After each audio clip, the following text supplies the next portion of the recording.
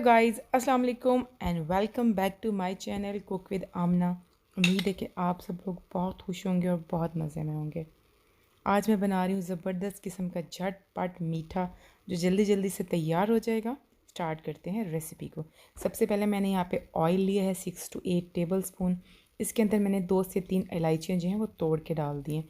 इलायचियों से जो है वो बहुत ही ज़बरदस्त किस्म का अरोमा आता है, बहुत अच्छी खुशबू आती है। उसके बाद मैंने सिवैयों का एक पैकेट लिया है जो कि 140 ग्राम का होता है, पूरा पैकेट ले लिया।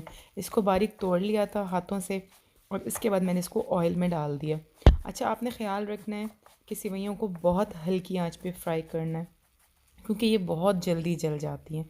इसलिए जो बिगनर्स हैं ख़ास कर वो ख़्याल रखें कि फ्लेम जो है वो बिल्कुल हल्का रखना है और आहिस्ता आहिस्ता से इनको फ्राई करना है। अगर आपने फ्लेम तेज़ रखा तो ये एकदम से नीचे से सब जल जाएगा और जो है आपकी डिश जो है वो बन नहीं सकेगी और सारा जो ये मटेरियल वगैरह सब ख़राब हो जाएगा। और वैसे भी स्टार्ट में जब आप कुकिंग सीख रहे होते हैं तो आप हमेशा फ्लेम हल्का रख कर ही बनाएं। थोड़ा थोड़ा पानी डालना है, एकदम से पानी नहीं डालना। जिस तरह से मैं पानी डाल रही हूँ थोड़ा सा पानी डालें और सेवइयों को हिलाएं। अच्छा, इसके बाद आपने इसमें शुगर शामिल कर देनी है और दोबारा से जो है चम्मच को हिलाना है। इसके बाद मज़ीद थोड़ा सा पानी डालना है और दोबारा से चम्मच को हिलाना है। इसका सिंपल सा फार्मूला ये है कि जो पानी है वो बहुत ज़्यादा नज़र नहीं आना चाहिए।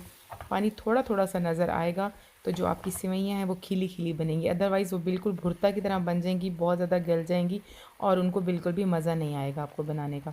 अब आपको जितना यहाँ पे थोड़ा थोड़ा सा पानी नज़र आ रहा है, बस इतना ही पानी होना चाहिए। और इसके बाद जो है सेवइयों को मैंने ढक देना है, दम दे देना है। दम हम इसको हल्की आंच पे देंगे जिस तरह से चावलों को देते हैं। अगर पॉसिबल हो तो आप नीचे एक तवा रख दें, उसको गर्म करके उसके ऊपर ये पैन रख दें। बस थोड़ी ही देर में जो सेवइयाँ ये तैयार हो जाएंगी। बमुश्किल 7 से 8 मिनट जो है वो लगते हैं।